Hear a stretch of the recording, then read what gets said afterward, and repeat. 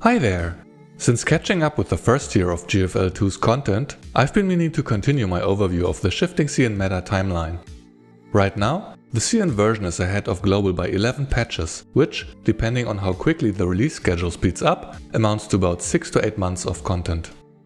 Because the GFL2 meta these days revolves so heavily around Gunsmoke, and most of the recent characters have their purpose in their respective teams or scenarios, I felt that analyzing tier list rankings in isolation was woefully inadequate for making meaningful decisions about future pulls. So instead, I decided to go the extra mile and give you an overview of each of the new characters' kits, their synergies, investment value and team building priorities. If you decided to go free to play due to recent events, take this as a guide for making the most of your limited pulls going forward. Obviously, I couldn't approach this with the same level of detail as I do in individual character reviews, as the amount of information would have been overwhelming.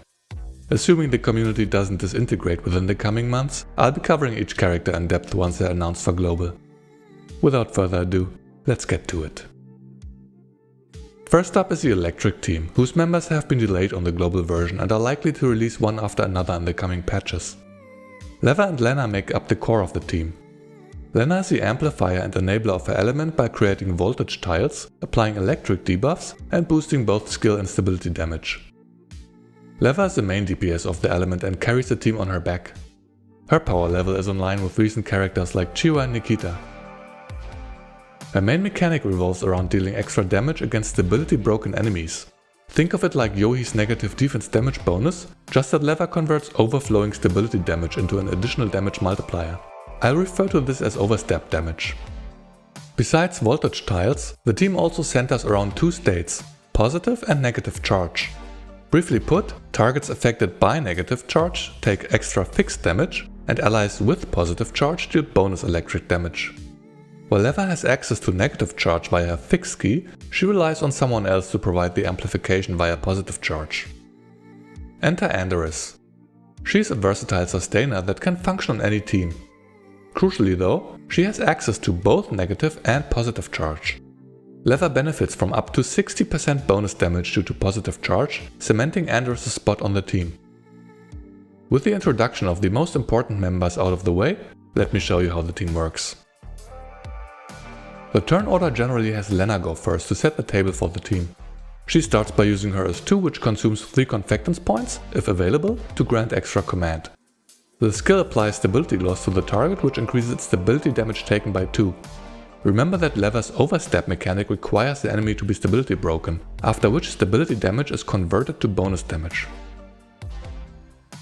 Next, she uses her ultimate, which is the most important ability in her kit. It deals AoE electric damage and creates voltage tiles in the area. Like other elemental tiles, voltage implants electric weakness in the target. Moreover, a tile reaction occurs when AoE electric damage is dealt. We'll look at that more carefully when Leva makes her turn. Then, Lenna applies conductivity to the target with her ultimate, and she gains arc for 3 turns, which also makes her apply the debuff when active attacks hit a nearby target.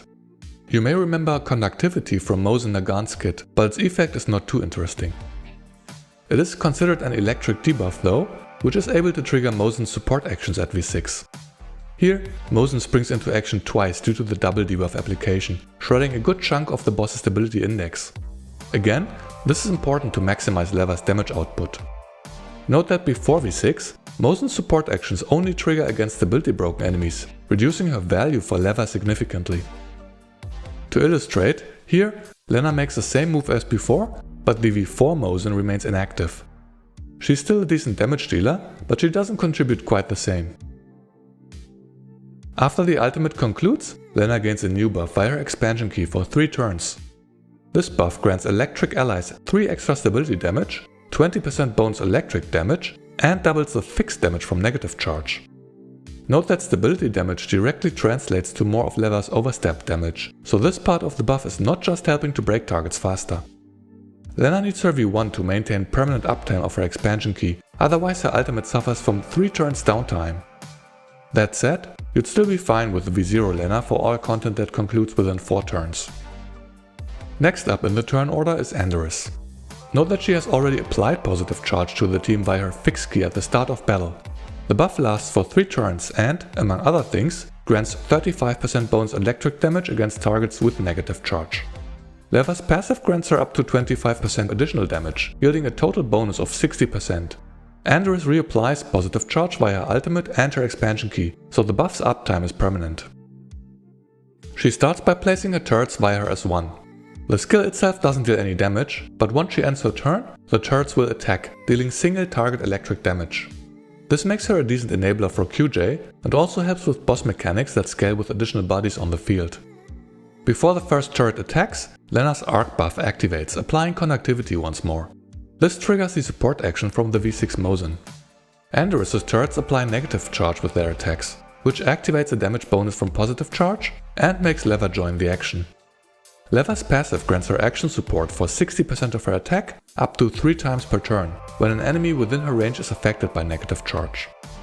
Note that the boss has 11 stability left before Leva's attack. The later you trigger her support actions, the better for her damage output, since all of her attacks trigger the overstep damage. Here, the boss is broken by her rocket punch, after which the overflowing stability damage is converted to a bonus skill damage multiplier. Leva dealt 14 stability damage, so 3 of that were multiplied by 8% of her attack, for an additional instance of electric damage equal to 24% of her attack. The way this is implemented is comparable to Cluecase dots. The attack activates twice, because Leva herself also applies negative charge via one of her fixed keys. Unfortunately, the camera moves away from the boss, so we can't observe the overstep damage in its full glory. After the second turret attacks, Leva unleashes her third and final support action for the round. Lastly, it is Leva's turn. She uses her S2, which deals AoE electric damage for 130% of her attack. First, we can see the full overstep damage against the broken target. Leva should deal 15 stability damage here, which equates to an additional skill multiplier of 120% of her attack as electric damage. This was in addition to the roughly 56k damage from the S2. Presumably, overstep damage cannot crit, but it does benefit from all other damage bonuses. Then, as previously mentioned, AoE attacks trigger a voltage tile reaction. If it is an electric attack against a large target, the total fixed damage multiplier also amounts to 120% of attack. Unfortunately, the voltage tiles are removed as the reaction triggers, so the boss is no longer weak to electric attacks. After the attack concludes, Leva gets to use an extra ability. Normally, this is only available after her ultimate, but with her V6 she gets to use this after any skill. Since this is not intended as a character guide, I will not go into any more detail for now. Just note that this attack recreates voltage tiles, reimplanting electric weakness in the target. Finally, something which you were able to observe throughout these attacks is the effect of negative charge. Besides enabling the damage bonus from positive charge, targets with the debuff receive additional fixed damage when single target electric damage is dealt. This is in contrast to the tile reaction that occurs for AoE attacks. Essentially, you're always getting something extra, though the scaling varies. The fixed damage from negative charge is quite unique, as it doesn't scale of the character's attack. Instead, it is simply a percentage of the damage of the triggering attack. With the buff from Lenna's expansion key, the fixed damage multiplier is 60% of the original damage, which is a massive bonus for Leva's hard-hitting abilities. With that, you should have a rough understanding of the team's gameplay. There are a lot of new mechanics at play, but hopefully I was able to convey the gist of it. Break the target quickly for Leva's overstep mechanic, benefit from bonus damage due to positive charge, and deal additional fixed damage via negative charge and voltage tile reactions. Here are the pulling recommendations. Most of Lenna's power comes from her expansion key, which grants her a powerful buff for 3 turns when she uses her ultimate. Since her ultimate has a lengthy 6-turn cooldown, she needs her V1 upgrade to fully capitalize on the key's effect. With her V1, her cooldowns are reduced whenever she consumes 3 confectance points, granting her permanent uptime of her expansion key. For shorter fights you can get away with a V0 Lenna. Andoris is great at V0 and preferably stays that way because her V1 potentially messes with the timing of Leva's attacks. She also works well on other teams, since she mitigates a lot of damage and cleanses debuffs. Her turrets provide extra bodies for certain boss mechanics and trigger support actions from characters like QJ. This makes her a cost-effective addition to anyone's roster. Her amplification is geared towards the electric units though. Leva is usable at V0, but like any other DPS wants high investment to fulfill her role as a hyper carry. For game modes like Gunsmoke, which allow support characters, she is the V6 choice for the team. For any other content, you're probably fine at V0. Here's an overview of her power progression with their upgrades. As usual, the biggest gain comes with her V6, which about triples her output as compared to her baseline performance. If you're low on funds but want to build the team, just get a copy and slap Svarog on her. Otherwise, go all in. There's no cost-effective in-between stopping point. Then, as you've seen from the showcase, Mosin Nagant is a great addition to the team at V6, since her support actions trigger upon electric debuff application, contributing a considerable amount of stability shred. If you haven't lost enough 50-50s yet, she's still a decent DPS if at least V4, which changes her support actions to deal electric damage, though they trigger only after the target is broken. Belka is another upcoming electric doll, but frankly inferior unless highly invested, because she doesn't add anything to the team besides negative charge. Unfortunately, her expansion key was a disappointment and didn't help her standing on the team whatsoever. She's still a decent character, but if your Mosin is at least V4, there's no reason to invest in Belka. Zhengju's role on the team is unclear as of now because she is getting a rework. If she has defense shred or additional stability damage in her kit, she will likely be a decent addition to the team.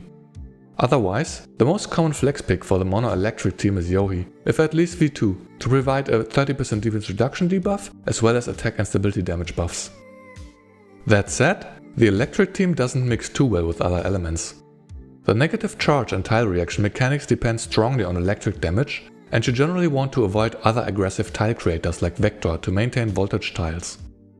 With those caveats in mind, noteworthy options include a mix with the Corrosion core, Kluke and Lind, or the Hydro core, Springfield and Holo and /or Nikita. While the electric team is quite versatile due to its mix of single target and AoE damage, some stages and boss mechanics may prevent stability break, thereby invalidating the team's main gimmick. The most recent Gunsmoke is one such example. Consequently, the team is currently outclassed by other lineups except for the Burn team. Keep in mind that these team standings usually shift with new characters, expansion keys and boss gimmicks, so things will likely change in the future. Continuing with Florence, the only Hydro character to release in the coming months. She's a support character with defense shred, some amplification, debuff cleansing and a gimmick that helps set off the Hydro team's counterattacks when the opponent doesn't quite play along. Like Nikita, she has a summon which deals counterattacks, so she certainly fits into the Hydro team in that regard. Since everyone should be familiar with the Hydro team's core members, namely Springfield plus Tolo and /or Nikita, I'll briefly explain Florence's gameplay and relevant contribution. At V0, Florence's rotation alternates between her S2 to amplify the main DPS and her ultimate to maintain Arios. Since she starts a battle with Arios on the field, she begins by using her S2 to buff Nikita. I'm saying buff, though Stimulant is technically a debuff which consumes 20% HP after every action, while granting a damage and hydro damage bonus in a 1:2 ratio for the consumed HP. After 2 actions, meaning 40% of HP consumed, the amplification is maxed out for a total of 20% damage and 20% hydro damage bonus. This debuff is round and not action based, and best works on characters like Nikita or Tolo who make multiple actions per turn. Unfortunately, Stimulant lasts only for the round it was applied on before Heavy 3, meaning it will have a downtime at lower investment. The HP consumption is not an issue though, due to Springfield's excessive healing. After the skill concludes, Arios attacks the nearest target, dealing hydro damage, applying hydro vulnerability, and a debuff that helps triggering the team's counterattacks. With the appropriate fix key, this attack also applies 30% defense reduction. Jumping ahead to the boss's turn, we can see that help with triggering the team's counterattacks isn't needed against this opponent. Once it concludes its actions, everyone on the team receives a tiny amount of damage. This is a secondary effect from Arios' debuff, which deals to everyone in a 5-tile range of the affected target 1% of its attack as AoE physical damage. This solves the Hydro team's reliance on the enemy's attack patterns, as they'd normally struggle against opponents who don't or only rarely attack. Finally, Arios also counters twice per round when it or Florence receives damage. Arios consumes Florence's Confectance Index at the start of the turn to stay on the field, 3 points at V0 or 2 points at V1. To maintain the bear, Florence has to use her ultimate to fully restore her Confectance Index. At V1, she will have to use her ultimate less often, thereby increasing Stimulant's uptime. Overall, Florence is a decent addition to the Hydro team and serviceable at V0. Similarly to Springfield, Her own damage is noteworthy at V6, but Florence's value is largely tied to running a mono Hydro lineup. Since the Hydro core members work quite well in mixed elemental setups, Florence is only ever required when a stage calls for her ability to trigger the team's counters, or when you really need a lot of debuff cleansing via her S1. Therefore, the pulling recommendation is V0 or skip entirely. Continuing with Lind, the latest addition to the Corrosion roster. She's become a core member of the team. Though strictly speaking, you could argue Kluke is all you need. That said, Lind's value is quite dependent on your investment in Kluke. While Lind is a sentinel, her own damage at baseline is negligible. Instead, she mostly amplifies Kluke's damage output by triggering her dots and by applying random debuffs, providing a larger DPS boost than Michti. Speaking of, Michti has gained a considerable upgrade via her expansion key. Now, she sleeps through the entire fight, unable to move, while her buffs and skills are activated passively. First, Turbo Mode is now permanently active, as well as the buff from her S2. Then, she automatically fires off her S1 or basic attack against the closest target, alternating between the two. While this effect is hilariously canonical, it also perfectly synergizes with Lind's fix key. With this, she selects one ally at the start of battle, who will be unable to do anything but basic attacks in order to reduce all enemies' defense by 15% permanently. Note that between this and Kluke's V2 effect, the two of them add a unique 30% defense reduction in addition to the common 30% debuff. This makes the pair a great choice for most mixed elemental lineups, in particular for the physical team, which is built around defense penetration and no longer restricted by elemental damage. Of course, putting an ally to sleep is not an option on every lineup. Note that the effect does not prevent support actions. Here, Lind used her key on Petya, who is still able to fulfill her main purpose as Kluke's dots activate. As for Lind's gameplay, her priority is her ultimate, which triggers all corrosion type debuffs on the field, which mainly serves to squeeze more damage out of Kluke's dots, corrosive infusion and toxic infiltration. Since there are 4 enemies on the field, the dots deal damage and spread between the targets, causing further mayhem. This boss was clearly designed to make Lind, and by extension Kluke, look good. It goes without saying that Lind needs to go after Kluke in the turn order, so that her debuffs are applied and stacked up. Aside from Kluke's dots, Lind applies her own debuff passively, which, when triggered, adds 3 random powerful debuffs per target and triggers her own unique dot, which simultaneously counts as a support action. The latter detail is there to help with Kluke's ultimate cooldown reset. If you get lucky, her debuffs can include something useful like Fragility 2, which increases the received AoE damage by 20%, or Vulnerable 2, which is the more generic counterpart. Of course, you may also get absolutely nothing out of this. After her V3 upgrade, she applies 6 debuffs at once, making the vulnerability application more reliable. After her ultimate, she gets to use one more ability. Before her V6, she doesn't have much of a choice, having to go with her S1. This is a directional AoE attack which adds another random debuff and also triggers her aforementioned mechanic once more. Besides the new debuffs, you can see the damage from her dot, aka support action, before the actual skill damage goes through. With this, her debuff is consumed from the target, and if she's not V3, it enters 1 turn cooldown. With that, you've seen Lind's contribution to the team and her synergy with Kluke. While I've glossed over plenty of details in her kit, I hope it has become clearer now why her value is tied to Kluke's investment. Overall, Lind is an absolute win for the Corrosion element, and a worthy addition even at V0. Here's her power progression chart. As previously noted, her own damage is lacking at baseline, and she mostly adds onto Kluke's DPS by triggering her dots or via the application of vulnerability. While you may argue for a breakpoint at V3, most of her upgrades can't be considered cost-effective investments unless you're going all the way. At V6, she deals considerable damage by herself and adds even more onto Kluke's output by being able to use her ultimate every turn. Keep in mind that the new iteration of Deichgraf is heavily favoring the Corrosion team, leading to absurd 2-doll clears with both Lind and Kluke at V6. Having 4 targets on the field is an easy way to make AoE damage dealers look good, and taken out of context might lead someone to exaggerated conclusions. Overall, the pulling recommendation for Lind is at least V0 for anyone with an invested Kluke. If you have a V6 Kluke, you're in the fortunate position of being able to borrow a V6 Lind for Gunsmoke, assuming anyone on your platoon puts one up. Of course, this logic can be applied the other way around, and you could get a V6 Lind to then borrow a V6 Kluke, but Kluke remains the more generic choice for most content and lineups. That said, with Kluge and Lind, the Corrosion core looks stronger than ever and slots well into mixed elemental lineups. In particular, the new physical core would rather pair with the two of them than some of their more outdated physical options. But more on that in a bit. Moving on to the new ice core, Robella and Alva. Robella is the new main DPS of the ice element. At V6, she's the first character in the game with a mechanic that stacks her damage infinitely, providing great screenshot material the longer a fight continues. Alva is Robella's favorite partner, quite literally, as you will see in a moment. She is a support character who provides amplification, shielding and a decent amount of damage. There's a lot of ground to cover between the two of them, so let's jump right in. Robella starts the battle by choosing a partner to link with via her S1, here referred to as Unity and signified by the W icon. The linked partner gains 15% of Robella's initial attack when dealing freeze damage, meaning 15% of her pre-battle attack value. The link is permanent and does not need to be refreshed, though sometimes there may be strategic reasons to swap the partner within a turn to maximize freeze damage. Since the S1 grants extra command, Robella follows up with her S2, which buffs her own damage and enhances the link further. At V5 and above, the buff lasts for 4 rounds, meaning she has to refresh it only once in an 8 turns or less battle.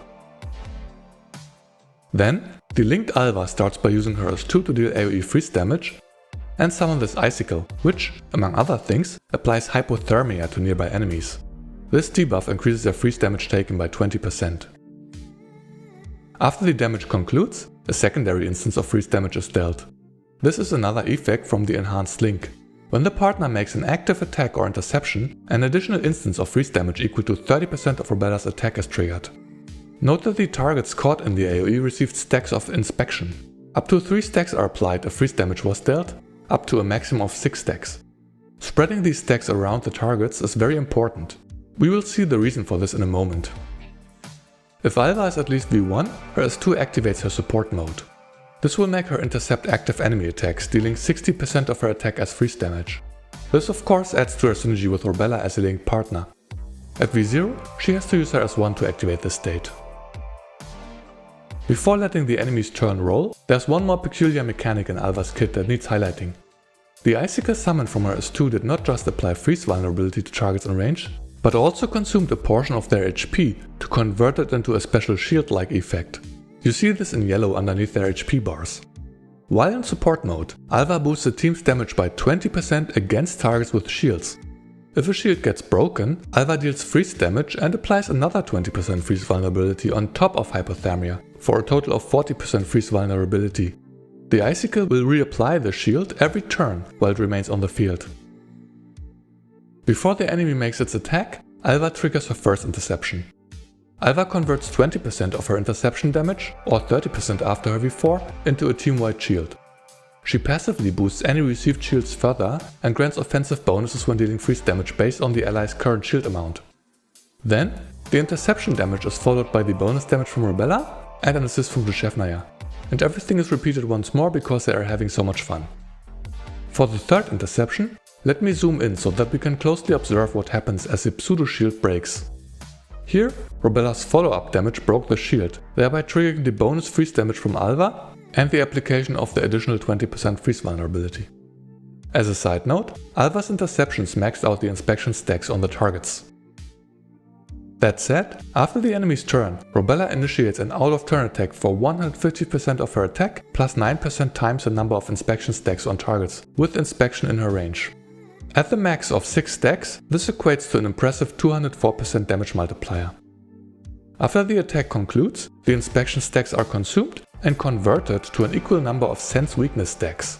This is a core mechanic of Robella's kit and has many effects based on her dupe level, the most important being the bonus to the skill damage multiplier of her basic attacks and ultimate. The stacks are permanent, but below V6 they are kept at 10. At V6, Robella can accumulate these stacks indefinitely, meaning she will deal more damage the longer the battle lasts. Since she is V6 in this showcase, she concludes the first turn with 15 stacks. Having multiple targets to work with greatly helps her stacking speed. Jumping ahead to round 4, Robella is at 55 stacks, ready to unleash her ultimate. This is a directional AoE attack with a base multiplier of 150% of her attack. For each stack she holds, the multiplier is increased by 18% after her V4 upgrade.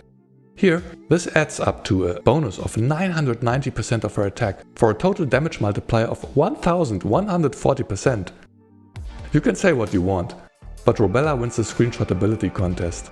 She just casually took off more than 30% of the boss's HP in one go. Note though that this ability is restricted by its confectance cost. The ultimate consumes 4 points, but Robella only recharges 1 point per turn. This built-in limitation can be somewhat circumvented with Alva's V2 upgrade, which makes her ultimate restore 1 confectance point for the team. Funny how that works out. With that, you've seen what I believe to be the relevant details of Robella's and Alva's kits and their synergy. I deliberately glossed over some of their mechanics because, quite frankly, they have an obscene number of them. Alva is an extremely strong support character who's fully functional at V0. She provides a lot of amplification for the freeze team and multiple instances of freeze damage, which in turn trigger more damage from Robella. Her ability to sustain the team via her shielding is lacking at lower investment, so you will still have to rely on Suomi to get you through harder hitting content. That said, Alva has no debuff cleansing in her kit, which for some stages, such as most Gunsmoke bosses, is a considerable disadvantage. As previously noted, her V2 adds a unique team-wide confectance gain via her ultimate. This is particularly useful for Robella, but also holds great potential for future characters. For Robella specifically, the DPS gain depends on the stage. The impact will be less significant for single target fights with shorter durations because Robella will gain fewer stacks and opportunities to use her ultimate. At high investment, her damage output is comparable to Springfield's. If you're interested in building an ice team, Alva is a must pull, though her usefulness is mostly limited to the team, or specifically for pairing with Robella in mixed lineups.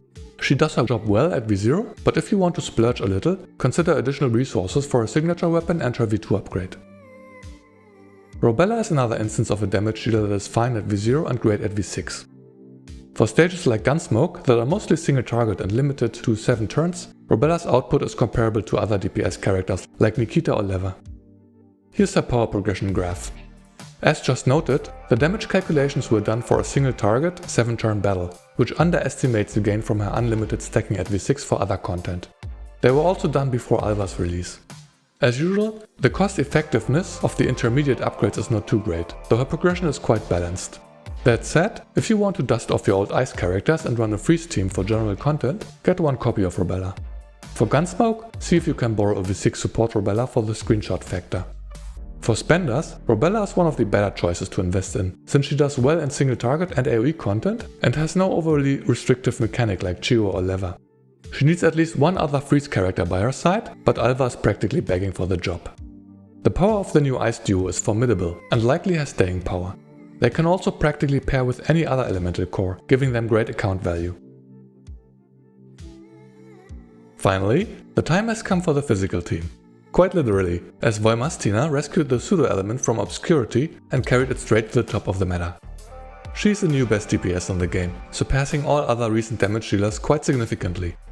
Her strength lies in the defense penetration mechanic of the physical team and her high damage multipliers, which arguably are there to compensate for the lack of power of her physical teammates. Lainie was released prior to Voymastina to prepare for her arrival, acting as a hybrid between a support and sub DPS.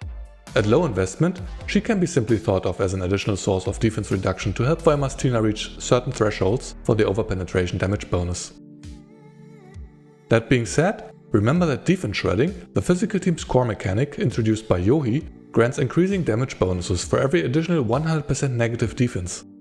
So after the enemy's defense has been reduced to 0, the next 99% defense reduction grants 50% bonus damage. Once you reach 100%, the bonus damage increases to 75%, even for the prior 99%. Therefore, reaching these thresholds is quite valuable.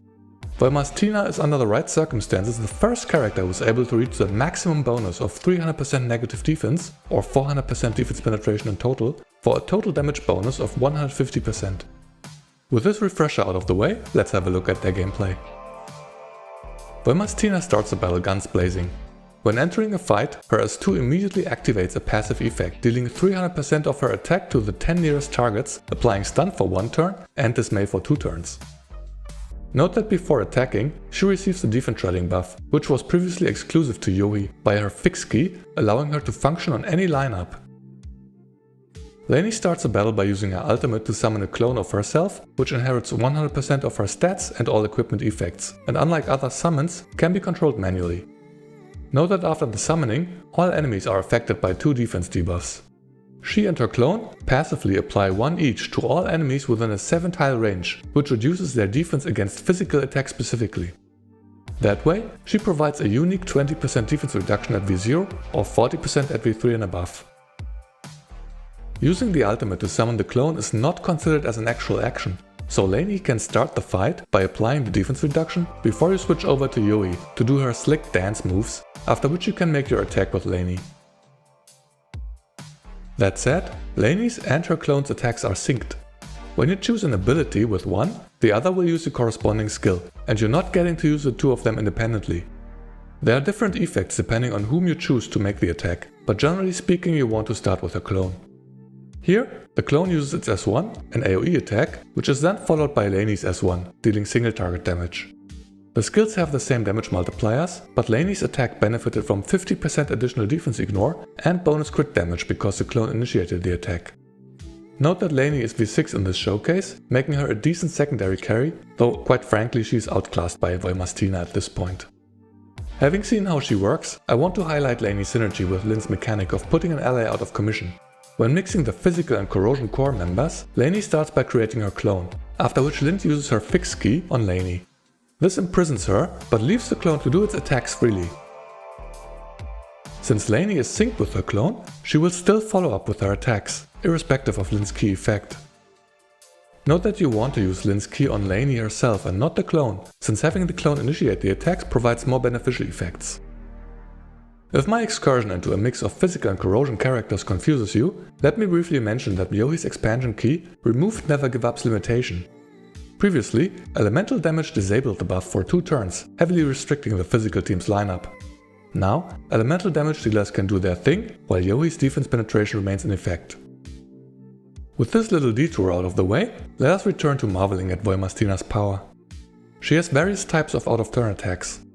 Once per round, she will initiate a support action when an enemy receives single target damage within her range, charging toward the target and dealing 150% of her attack as targeted melee damage. Note that at V5 and above, this will also apply a 30% defense reduction debuff. Then, also once per round, she has a second type of support action, which again initiates upon a single target attack, now dealing 150% of her attack in a 5-tile AoE. The charging melee attack always precedes the AoE attack. These attacks also come with various buff effects, but that's more detail than needed for now. Note though that starting from V6, each of these support actions grants 1 stack of this counter. When reaching 5 stacks, the passive effect of her S2, which we saw at the start of battle, will activate once more on the following round. Now onto Voymastina's actual turn. She begins by using her S2, which unlike its passive effect doesn't deal any damage, but instead applies a buff to herself, which grants her more out-of-turn attacks. With this, she will deal single target physical damage to targets in her range that either attack, end their turn, or have just spawned. This attack can occur once per target. The skill grants her extra command, which she follows up with her S1 that simply deals AoE damage. Note that each of her abilities restore 2 confectance points.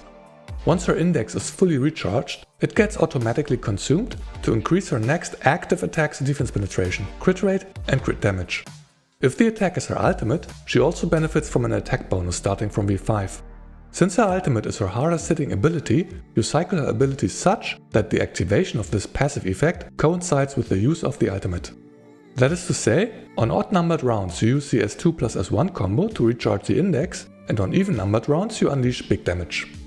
But before we get to that, let's see her aforementioned out of turn attacks, now that it's the enemy's turn. First, the boss is about to make an attack, which triggers the buff from her S2, activating an orbital strike. After the boss is done, each of the devices end their turns, unleashing the aerial bombardment once per target. Thus, for single target fights, she deals 2 support actions and 1 orbital strike for a total of 3 out of turn attacks. Keep in mind that Yoi's expansion key makes it so that passive attacks now also receive the benefits of her defense penetration buff. Otherwise, her synergy with Voymastina would have been lacking. On the second turn, it's time for the big guns. Her ultimate deals 300% of her attack as physical damage in a small directional AoE. There isn't really much more to it, besides the fact that it also grants an attack and defense pen bonus to Voymastina. These buffs are activated by a charging action support, which is tied into the passive effect of her ultimate. As you can see, this attack benefits from almost 400% defense penetration. This is a 3-man lineup with a borrowed V6 R6 Voymastina. Let me break down the various sources. Lainie provides 40% at V3 and above. Yohi's Never Give Up grants 60% plus another 5% from her first node of her remolding pattern. The remaining 290% defense penetration come from Voymastina. The list is missing 3%, which is coming from a stacking boss mechanic. As previously noted, the 400% def pen threshold is a magic number to maximize Voymastina's ultimate damage. After the attack, she gains extra movement to reposition herself. With that, you've seen GFL2's new powerhouse and her team's gameplay. Let's break down the sources of defense penetration that are available to her once she is V6 with one copy of her signature weapon.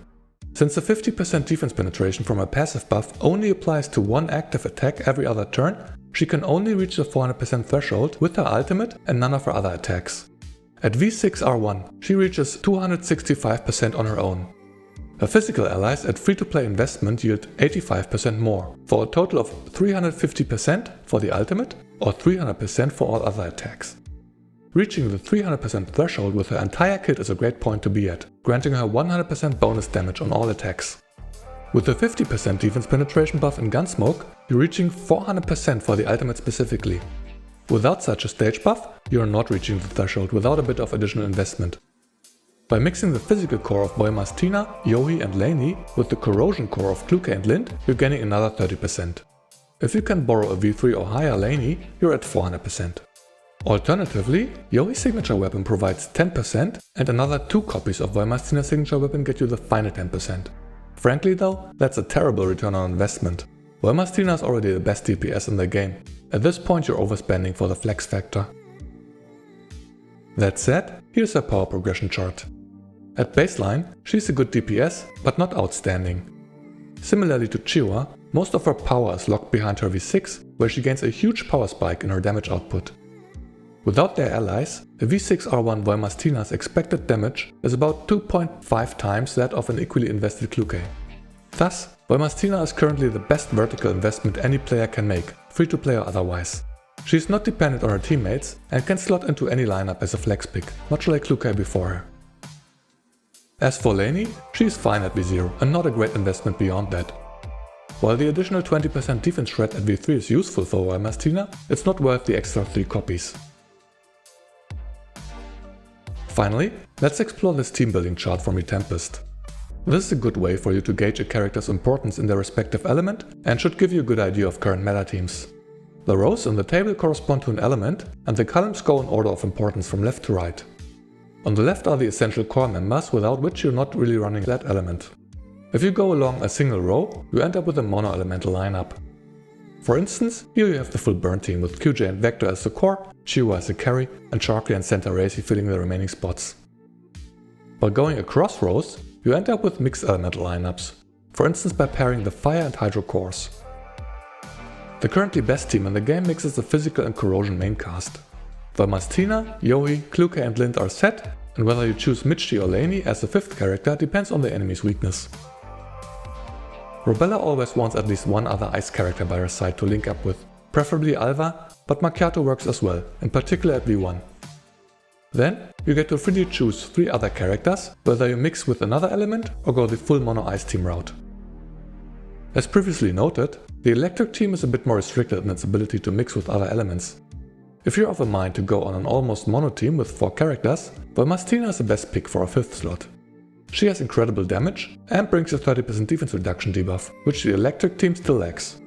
If your Mosin is not V6, you may be better off using Yohi for a 3-2 mix though. And with that we've reached the end of this guide. The good news is that all of the new characters are perfectly functional at V0, Lenna being the only exception as she hails from the early days. I'd consider that an improvement in the developer's design philosophy, even if the massive V6 power spikes persist. They still need to earn their money, as the skin gacha kindly reminds us. I hope I managed to strike the right balance between detail and clarity. Covering this many characters and team mechanics in roughly 30 to 40 minutes was a daunting task, so please let me know if you found it helpful at all. Let me conclude with a shout out to Snows. Most of the gameplay you saw came from his channel. If you're interested in seeing more, you can find all the links in the description below. In any case, thank you so much for watching. See you next time.